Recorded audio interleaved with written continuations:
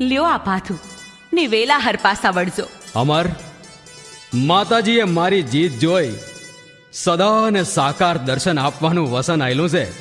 નિવેદ લઈ આવું માતાજીને ધરીને પસે હોકારે હાજર કરીશ. માતાજી તો દયાળુ દેવ છે, પણ હવે સંભાળજો.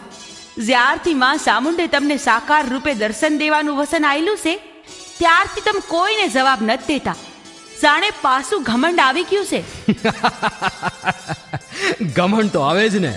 માં સામુંડ હંધાઈના હોકારે હાજર નથી થતા. એ હારું કાળિયાનો હોકારો જોઈ સમજે. બસ હવે મોટી મોટી વાતો ન કરો. જાઓ નિવેદ લેતા આવો, હું બાકીની તૈયારી કરી રાખું છું. ભલે.